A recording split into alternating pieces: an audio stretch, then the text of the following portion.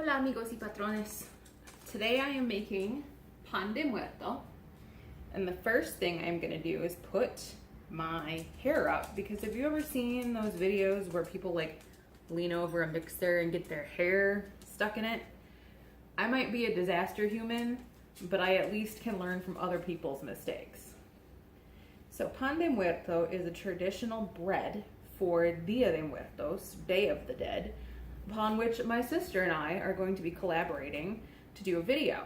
And one of the things that we're gonna need for the whole thing that we're doing is pan de muerto. So this is a kind of behind the scenes, I'm prepping for a video, but you get to watch. And if you thought watching me hang lights in my craft room was stressful,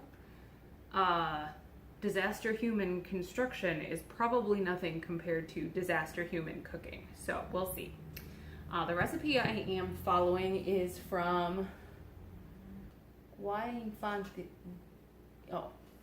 the recipe I'm following is from guiainfantil.com, and it is in Spanish, which means that it is also in metric.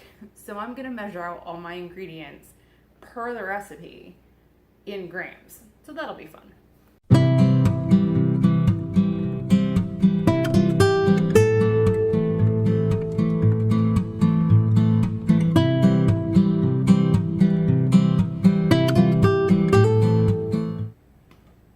So apparently I never actually narrated this into the video while I was cooking, but I'm using 500 grams of flour here.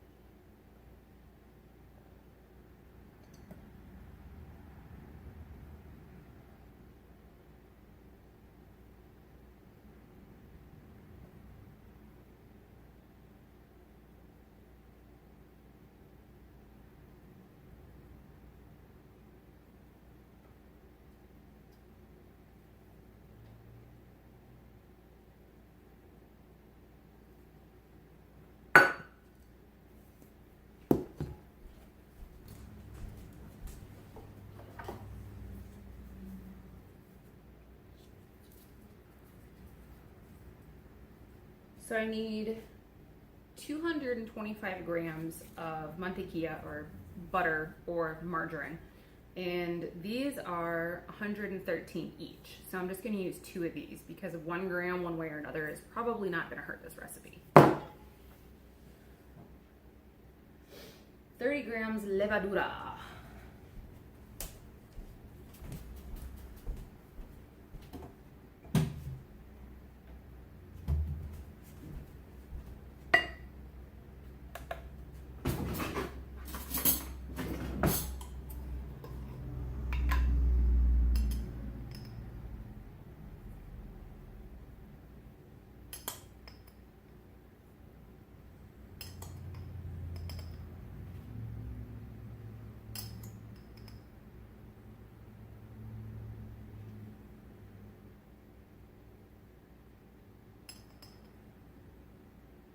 That is a lot of yeast.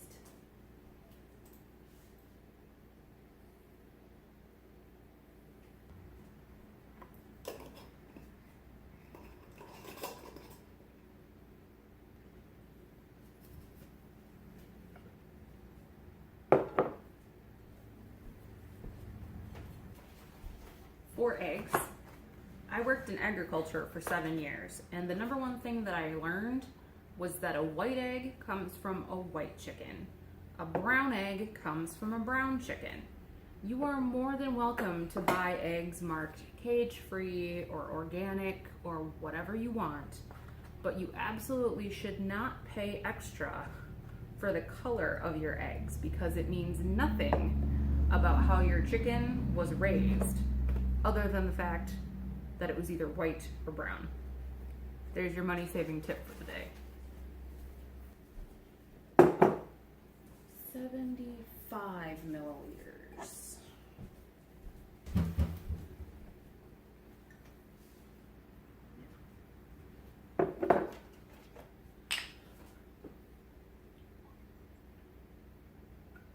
It's not very much.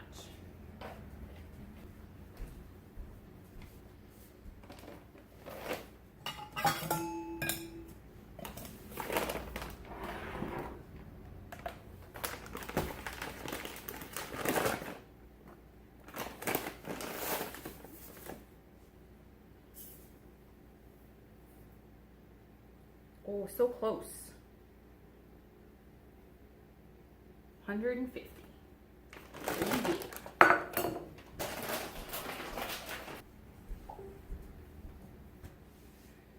Ralladura de un limón, which is going to be...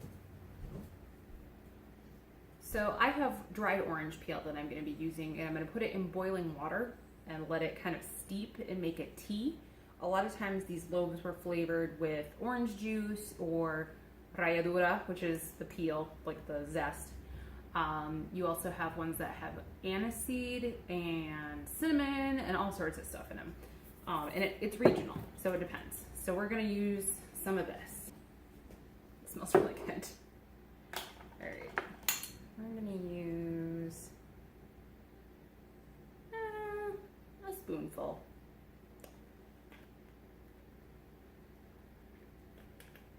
It says una cucharadita of water, the esencia.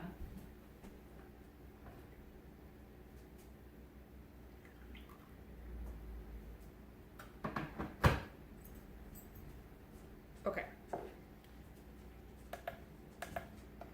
So this is all my mise en place, plus my water, because staying hydrated is important. I have flour, margarine, eggs, can't forget number 4, yeast, milk, sugar, orange peel. It smells so good, you guys. And I'm actually going to add a little vanilla.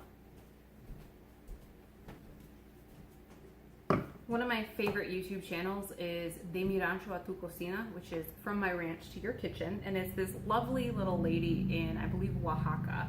And she cooks in her cocina and shows you what she's making. And it's just the homiest, sweetest, amazing thing. And her pan de muerto, she had orange juice. I'm using the lemon peel, the orange peel, but she also put vanilla in hers, and I thought that sounded really good. All right, el proceso. Pon en un bol la harina.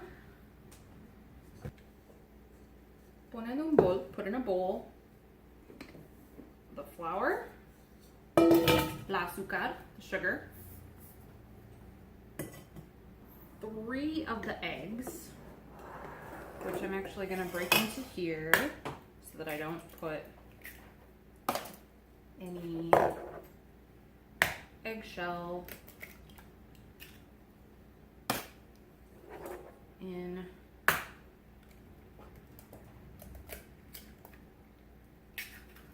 my batter.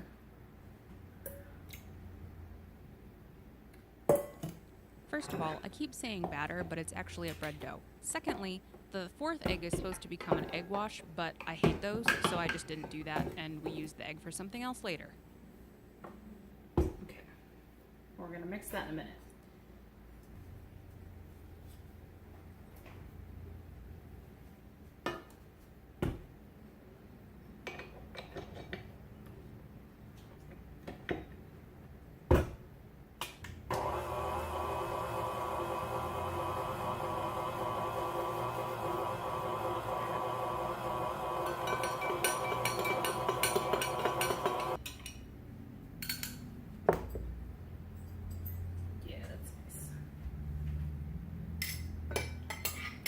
Also nice. And the yeast.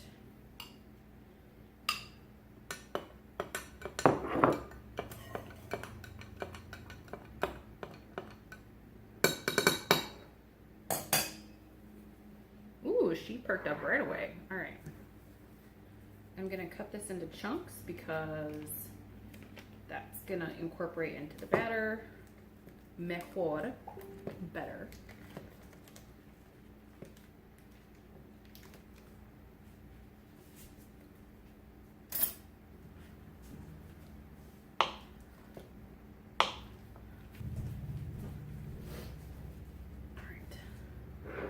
Looks like my yeast is nice and happy, so that's good. We're gonna put that in.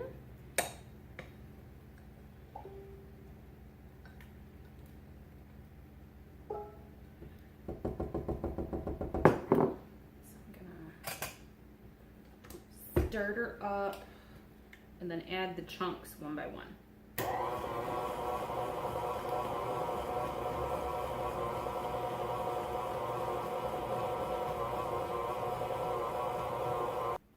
Alright, I'm gonna bring you guys over here with me so that you can see into the bowl, because of course that's the fun part.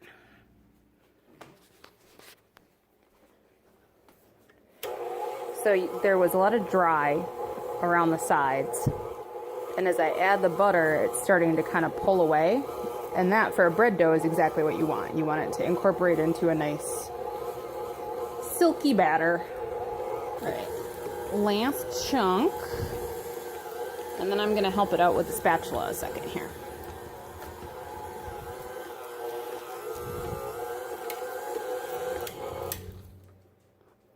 Pardon me. Yeah, there's still some dry stuff there at the bottom, so we'll just kind of squish that in the upward direction and then let the dough hook do its thing. All right, so this, I added a few extra scoops of flour so that it would pull away from the sides of the bowl. And I'll show you the dough ball in a minute. If this is not all in the same position with the camera, it's because there was a cat that ran through, and then a dog that ran through in pursuit of the cat, and then the other dog ran through in pursuit of the first dog to tell her off for chasing the cat. So that's my life.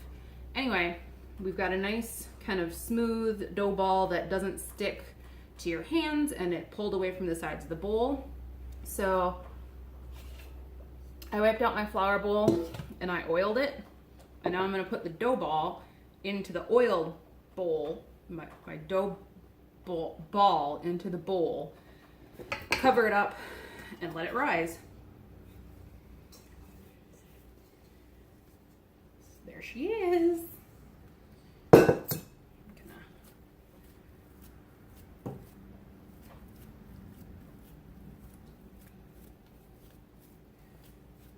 You can see my hands, they're a little oily, but because there's a lot of butter in this, but my hands come away clean. So she's nice and hydrated in the flour, but not sticky. I'm gonna put her in there, cover her with a towel, and then the best part of bread making, you get to wait. So I'm gonna stop the camera again so you don't have to watch bread rise in real time. Do some cleanup, and then we'll check in probably in about an hour. All right, welcome back. It got hot in here, sweater came off, but our dough, is that in there? All right, our dough is nice and poofy. I'm gonna butter a pan, and it has foil in it so that we don't have to wash the pan after this.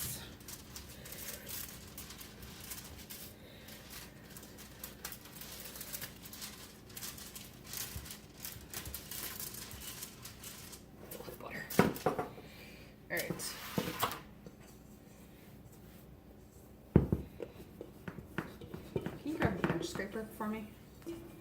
All right, so we need a ball, and actually I think I want to make 2 little loaves instead of 1 big loaf because I want to try it.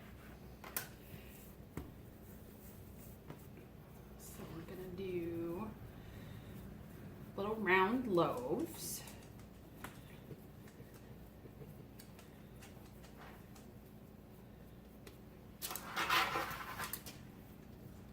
See that? Yeah. 1.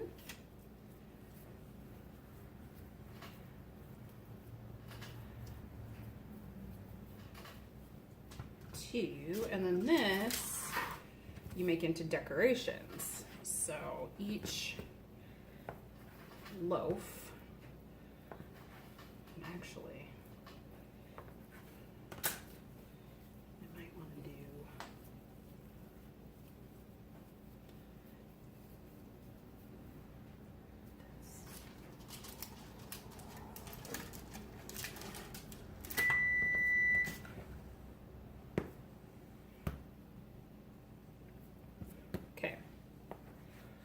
So the little loaves get little decorations on them that represent bones.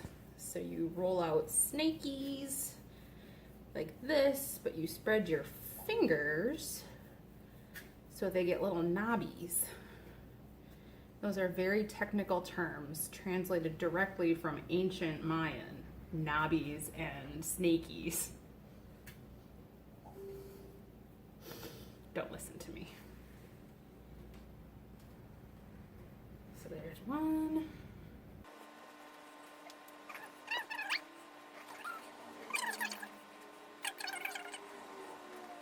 There we go. Cross. And then each one is gonna get a ball.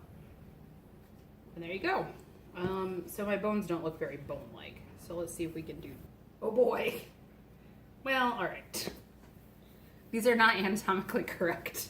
So I feel like there must be some secret to this, but I also feel like it must be let your bread dough relax, not some ancient indigenous thing that I'm missing.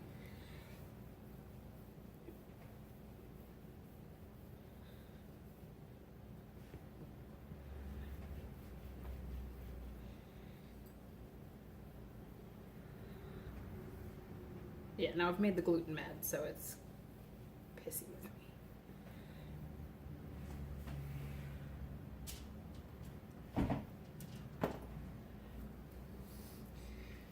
I did not divide this very well.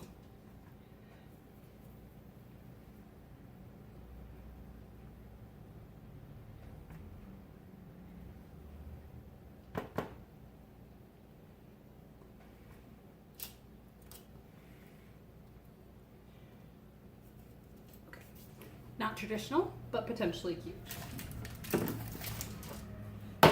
I'm gonna go in a 350-degree oven, and it's set for 20 minutes. I'm gonna start with 15 because that was for our big loaf, and we'll see how that goes. All right, so these have actually baked for 35 minutes because my oven runs a little on the cool side, but here we go. Make sure you get the reveal, Richard. This is exciting.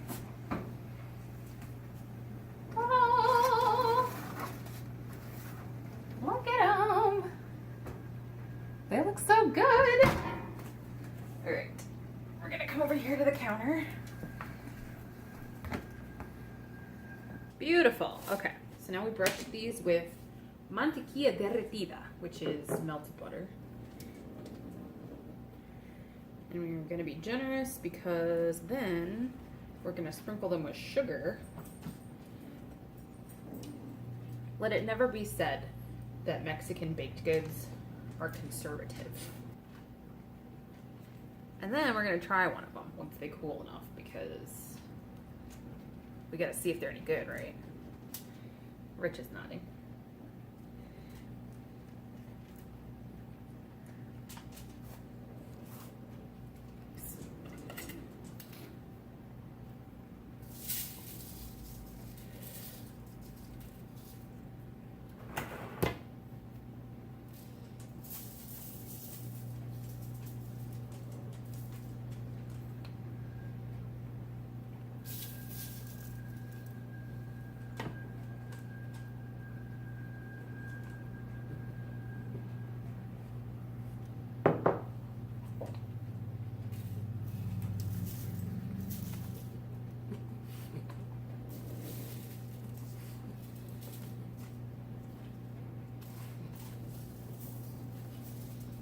Our ancestors right now are like, all that sugar!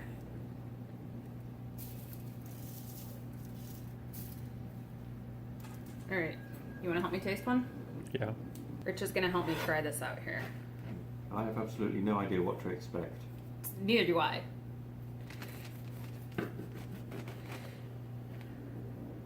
I didn't even watch the recipe, so. Ooh, she purty.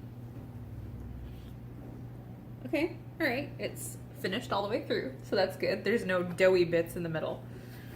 It is flavored with vanilla and orange peel. Okay. And it's a hella buttery bread, so you take that. I guess I'll take this little guy.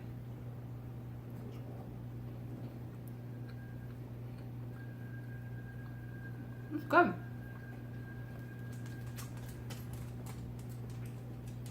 Lightly sweet, a little aromatic. There's a lot of butter on the outside of this one.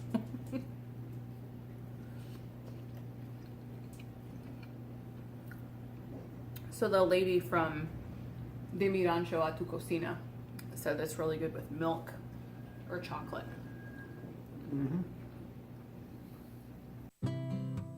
Thank you so much for watching.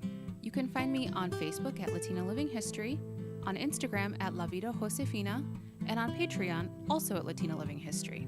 Adios, amigos!